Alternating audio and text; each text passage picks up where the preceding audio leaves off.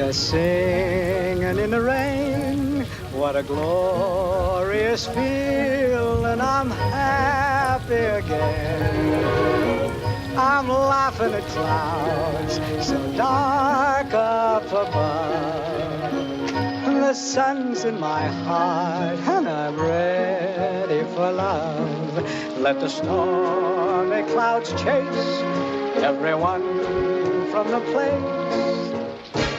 Come on with the rain, I've a smile on my face. I'll walk down the lane with a happy refrain, just singing, singing in the rain.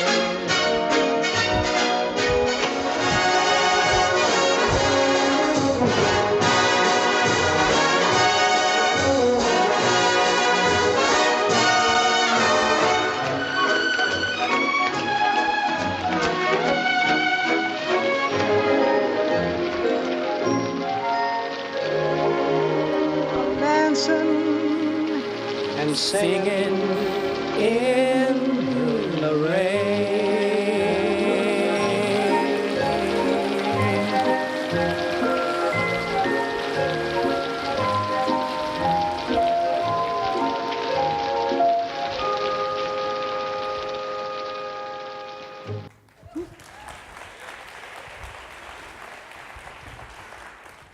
So if you thought I was actually going to dress like Gene Kelly and imitate him, that would have been lame. So I'm going for the Morton Salt Girl look today. Gene Kelly can make you happy in an instant. Is anybody just a little bit happier because you heard that song? Yeah, seriously. The whole thing runs about 5 minutes on YouTube. If you are having a crappy day, play that and it changes everything. Seriously. But I'm here not just to talk about singing in the rain, even though I think it's a clever metaphor for the idea that no matter our circumstances, no matter the competitive environment, no matter the economics, we as marketers and salespeople can be singing in that rain despite the stormy clouds because we've got a better story to tell. And that's what this whole conference is about. The same attitude that Gene Kelly had, that he could care less what was going on around him. He was still on a mission and succeeding. But that's the story of singing in the rain. The real story is Gene Kelly, a personal hero of mine. I personally think he really set the standard for everybody in show business after he hit the scene. In fact, many people thought the same thing. Does anybody know what they called Gene Kelly and what he set the standard for? What was the phrase used to refer to Gene Kelly? Anybody? Big fans out here, I can tell. Little history lesson. They called Gene Kelly the triple threat. The idea was that he could sing, he could act, and he could dance. And that made you the triple threat in show business. And the idea was, if you could do all three, if you were the triple threat, you could tell a story better than anybody. If you were the triple threat, you had performance power that moved an audience in ways that regular actors couldn't do. The triple threat. Now, why would I talk about Gene Kelly as the triple threat? Well, the irony is that that phrase was first used in this very movie, but it was used in a negative reference. If anybody's seen the movie, they're trying to get a former silent movie star to become a popular movie star in the age of talkies. And it turns out she's not very good.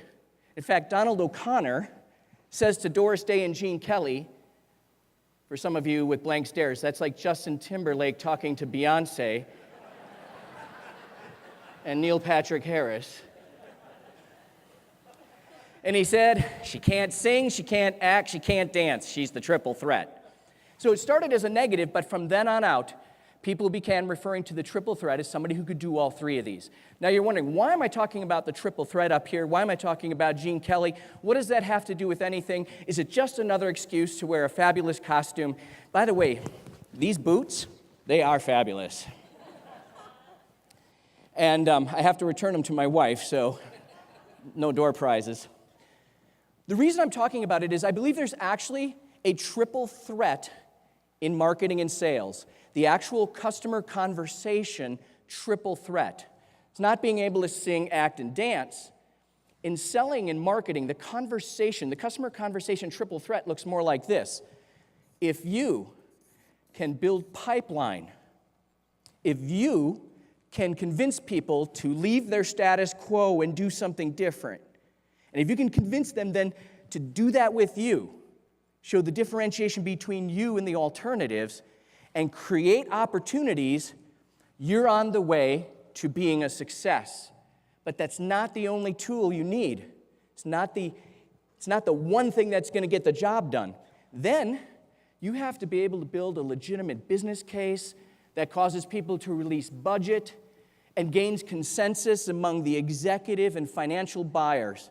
In other words, you have to be able to build bulletproof proposals that communicate value in a business and financial way to help your customer make the decision that you created the opportunity around. So you got to be great at that too. But you're not done yet. You can create the opportunity, convince them they got to change. You can get the budget and start to generate consensus. And then at some point it moves on to procurement and purchasing. And then you got to worry about whether or not that deal gets done at a profit. The ability to create opportunities and build pipe. The ability to propose in a way that passes muster with executive and financial buyers. And the ability to do that all at a profit that protects your pricing and margins, I argue, is the marketing and sales triple threat.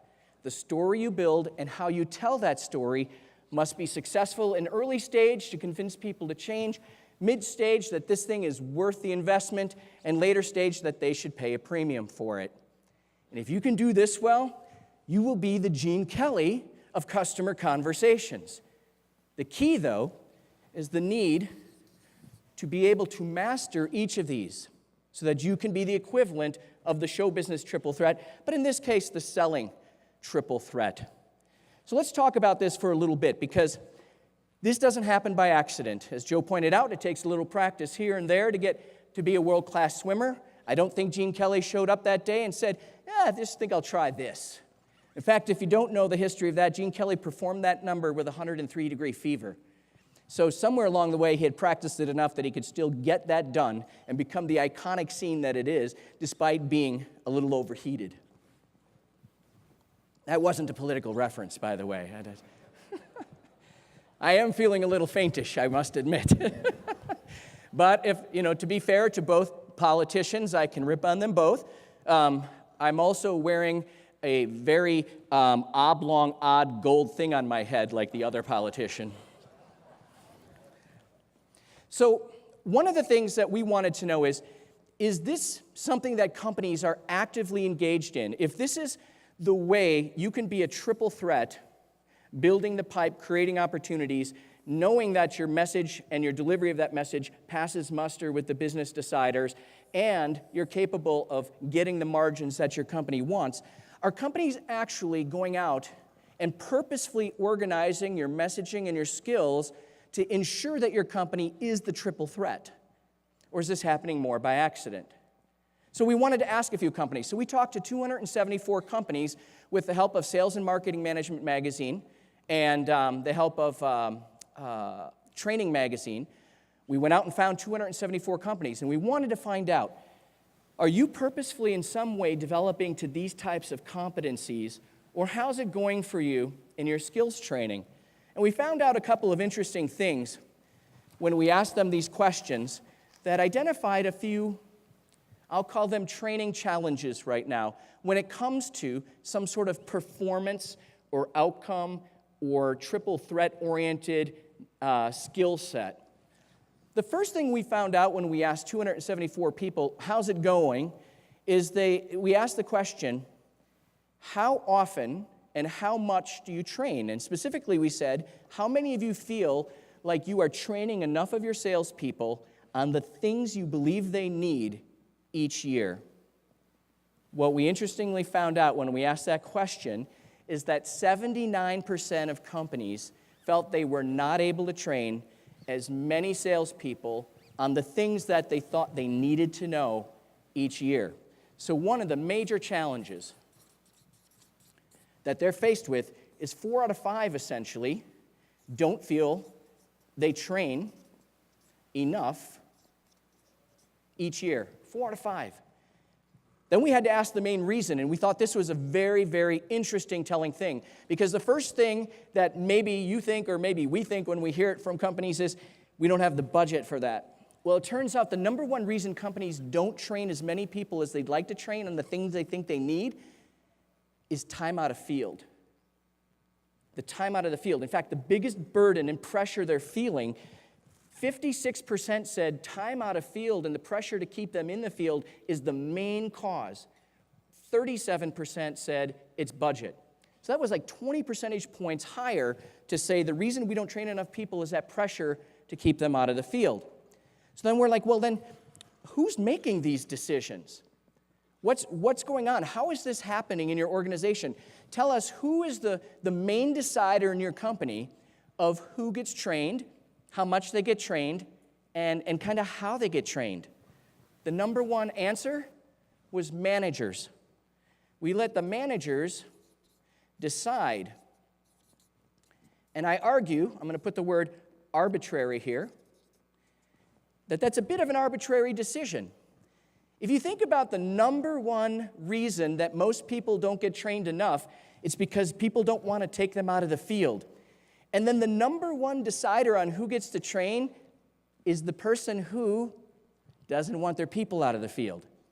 A little conflict of interest, a little irony going on there, I'm not sure. But it is interesting to me that the managers are making decisions on what they feel and think their salespeople should have, and based on that, deciding if they feel comfortable whether or not they need to be out of the field.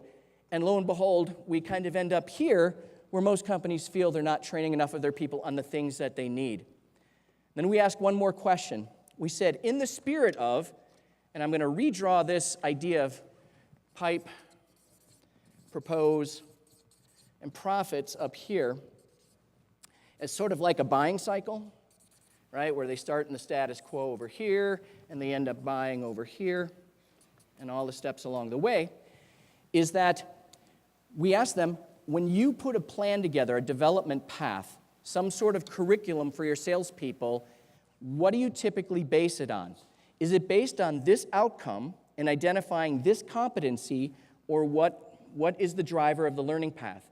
The number one thing that came back to us is that we build learning paths based on roles and responsibilities. Roles and responsibilities. So you get trained on this because this is your role, not necessarily because this is how you're doing. And then we ask, well, when they do it based on roles and responsibility, what's the number one way you decide when they get that training? And it was typically tenure. Okay, you get this during onboarding, you get this at year 1, and then maybe you get this at year 2. So what we saw as one of the challenges is there was really no, effectively, competency model that was actually based on the things that the salesperson has to be good at, and it is not determined what they should be trained on based on what they are or aren't doing well. There's a model based on the role responsibility. It's timed based on tenure, possibly if the manager lets them, and it appears that that's not happening very often. So I offer that as a challenge or observation that we saw in this survey. And I just allow you now to maybe internalize that and say, does this feel familiar? Does this seem similar to what's going on in the organization? And my big concern here for many companies is that puts these things in a little bit of jeopardy. Are your salespeople becoming the triple threat? If this is the condition that most of our companies' programs are in. So I believe the idea of the triple threat is a little bit at risk. And that teaching them jazz hands isn't going to do anything, but I just thought that would help. That the idea is that we're missing the opportunity because of a number of challenges. So I want to tell you a little bit about what Corporate Visions has focused on for the last 9 months. This is our opportunity to debut for you something that we've been trying to put together for you over the last 9 months. And this is what it looks like. We're calling it the triple threat. I love it when a plan comes together. The triple threat. The idea in the triple threat is what you need is a proven competency model. Instead of having no competency model, a proven competency model that is specifically designed around these key outcomes that salespeople must perform.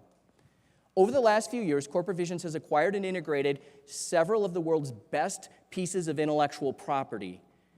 And we wrote a book on it last summer that some of you got when you were here and some of you have seen, called The 3 Value Conversations.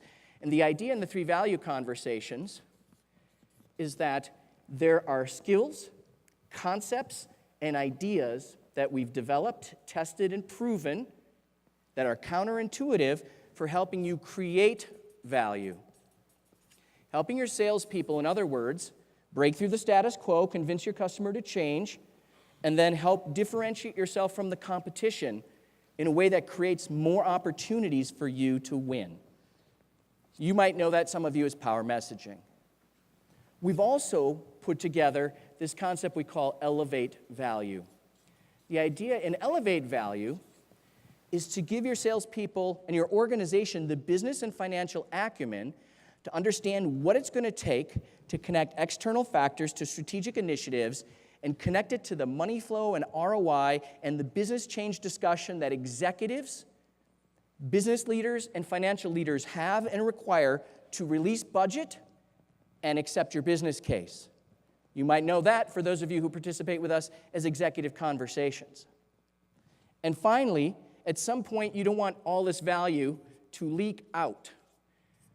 By the end of the sales cycle, you want to capture that and hold on to that skill set that helps your salespeople be the triple threat around the area of managing the margin and the profit. And inside of Corporate Vision's negotiations IP, situational sales negotiations, and our other negotiations IP, we have this concept called capture value. So what we looked at is that over the last 20 plus years, Corporate Visions has amassed and integrated sets of intellectual property that really maps well to the triple threat. Creating, elevating, capturing value, building pipe, proposals that pass muster, and better profits. So now, after all these years of testing and proving, we believe there's actually a competency model resident in the skills that are offered through the things some of you have experienced with Corporate Visions. But now we're not seeing it as individual moments and events. There's actually a model here that can be used to think about how to engage and create the triple threat in your organization. The second thing here is this idea, though, that arbitrary learning paths. If some manager says, I feel like so-and-so needs that, or I think it'd be great if they took that. Some companies, the number 2 thing is letting salespeople self-select out of the curriculum that's offered to them. Do they choose the thing that's best for them where they have the weakness, or are they going to maybe choose the thing that might be the easiest? I don't know. I chose college classes in a certain way. Just saying. But what if, in addition to a proven competency model, there was also the ability to offer custom learning paths? Custom learning paths based on actual performance indicators instead of arbitrary guesses about what's needed. There's a couple things that we want to talk to you about. The idea here is that if you could assess your salespeople and do some behavioral outcomes types of surveys that are rooted in questions that help identify strengths and weaknesses across this area, and you could literally begin to stratify based on understanding what it appears they are better or worse at, and then compare that to your CRM or other sales automation data. Do you think it's possible that you could begin to see clusters of people who are struggling to create enough opportunities? Is there enough data there that you could say, interesting. I don't know what Johnny thinks Johnny needs. I'm not sure if Sally, his manager, what they think Johnny needs. But the data and the survey the assessment of the salesperson would say, it appears they're struggling mightily to create enough pipe based on their close rate. They're not going to hit their number. Or this person appears to have a constipated pipeline. What do I mean by a constipated pipeline? They've moved a lot of things to here, and a lot of proposals have come out, and not much is coming out the other end. And so the question is, can you identify that in your CRM? And is it possible to understand through behavioral outcome surveys whether or not a salesperson is comfortable or good at that kind of business case building? And is it possible that you can go into your records, your data, and identify those salespeople who are indiscriminately negotiating down and discounting with no regard for where you guys want them to be? Is it possible that all that could be documented through the technology and the big data that you have so that you could actually begin to bucket people into places where, they should be learning things, and we could create a custom learning path based on where they are stronger or weaker in the triple threat? Corporate Visions is developing right now with our partner Beyond ROI the behavioral outcome survey using our 3 years of benchmark data to identify for you, if salespeople take this against our high-adopting, high-performing clients, where people are stronger and weaker in each of these 3 areas. And then we'll work with you to correlate that to your CRM data to create the possibility of a custom learning path that says you should be learning these things because these are clearly areas you're struggling in from a performance standpoint. To be the triple threat, you got to be a total performer. We're not going to guess anymore. We're going to not have people's opinions and feelings. Wouldn't it be great for needs-based performance indicators to then guide you to the right skills, concepts, and techniques in order to get the desired outcomes for the triple threat? But finally, it doesn't solve the main problem, which is that's all well and good, but we can't get people out of the field. We have travel bans, and we still have management restrictions. And even if we get them signed up for a class, maybe that class is 6 months in the future because that's when it's going to be offered in a territory near them. So they're going to have to struggle with these performance challenges for those 6 months, only to get to month 6 and have their manager say, nah, I can't really afford to have you out of the field right now. Or the company to say, we've cut all travel, no more classroom-based activity. So one of the things we're hearing, one of the things we're responding to, and the thing we've been working on for the last 6 months as an organization is to take all of our great IP in every one of these courses and turn it into modular, virtual, online, chunky learning and simulation.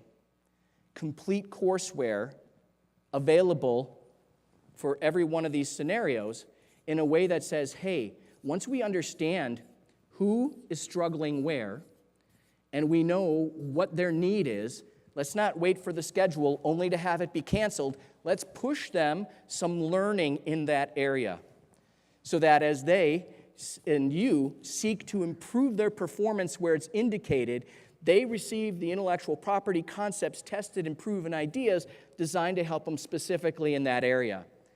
Then imagine being able to do that immediately, situationally, as soon as you figure that out. What might happen in your organization moving forward in terms of making people the triple threat? So that's the idea for the last 9 months, and we're ready to unveil at the end of September a complete online competency library where you have maximum flexibility with all the key concepts that we teach in each of the course areas to be able to push those to the salesperson as soon as you see the need. And ideally, we're going to be working on the assessment in such a way that you're going to have an understanding of specifically what types of concepts would be key based on the areas they seem to be struggling the most. So that you can move out with this idea that we got to make our teams a triple threat. And if we can make our teams the triple threat, we're going to be big winners. We're going to be the top performers. We're going to be able to move audiences in a way that favor us and favor us more profitably. And you're also going to be able to do it when it needs to get done. We think that's an exciting opportunity. And we think it's the way the training, the development of the future is going. Driven by big data to understand exactly what the needs are, no more guesswork, no arbitrary learning paths. Identified and chunked in a way that it is designed to aim at specific things salespeople are expected to get done, not just things we think we want them to learn. And be able to serve it up situationally in a just-in-time way so that they don't have to wait. They can start getting better immediately tomorrow. And all of that rooted in the tested and proven concepts that you've come to expect and you've had success with from corporate visions. So we're excited to introduce today officially to you as an audience the concept of the triple threat from corporate visions. Now, I don't get up here and normally plug anything too product-like, so forgive me, but we think this is a big deal. And so we had this opportunity to share it, and I'm excited to talk about it over the next couple days to see what kind of interest there might be in this dialogue. But we do see it as a tremendous opportunity, not unlike the opportunity that Gene Kelly saw. Gene Kelly saw an opportunity when he kissed the girl at the door, and the rain was falling down around him, and there was a car to take him home to avoid the stormy clouds, to avoid getting wet. He waved it off because he was so happy that he didn't even notice his surroundings. He was a winner regardless of the circumstances. That's the opportunity for all of us today. Despite the competitive market, despite the economic challenges, if salespeople can master these three core triple threat skills, those circumstances can be defied, and they too can be singing, dancing, and winning in the rain. Thank you very much.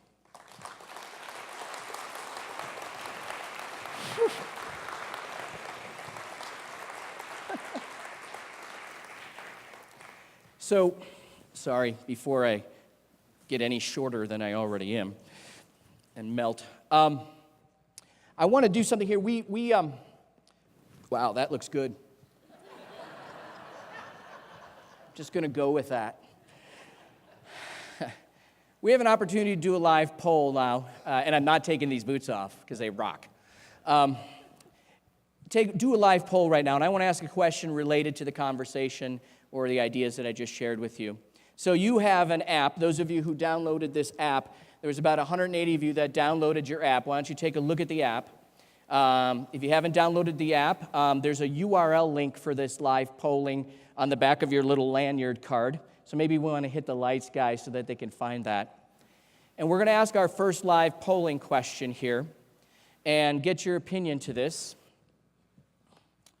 because I'm interested in just hearing what you have to say. So the question is, do you feel you are able to train as many salespeople on the skills they need each year? The same question we asked those 274 companies. Would love to get your reaction to this right now.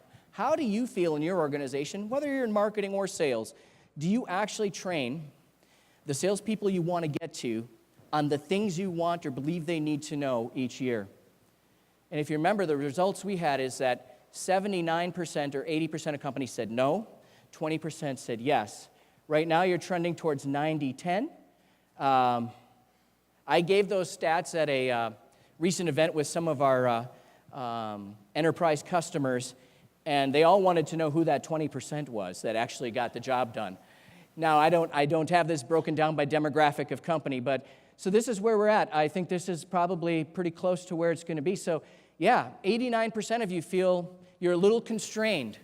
You're a little hamstrung in terms of getting your people equipped with the messages, the content, the skills that they need to be successful as you think they need to be in the areas you feel they're deficient.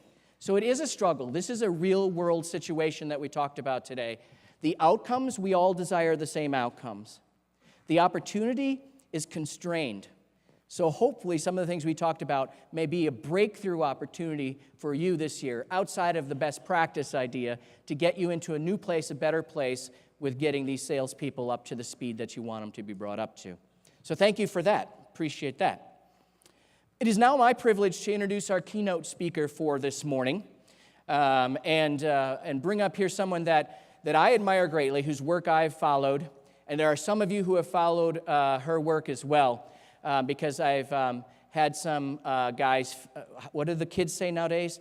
Being fanboying, like fangirling. But I've had some fanboys for Jennifer who want to meet her afterward. So Jennifer, your reputation precedes you with many of us out here, and she's going to talk about your signature story. What would a Corporate Visions event be without someone who could give you a spin on how to build your story, in this case, your signature story. A well-regarded author, and those of you who saw Zach Tormalal yesterday, she's the one who hired him. so she's got that on her resume too. But in her own right, a published, a best-selling author and a global speaker and a leader in Stanford School of Marketing and Business Management. Please help me welcome Dr. Jennifer Aaker.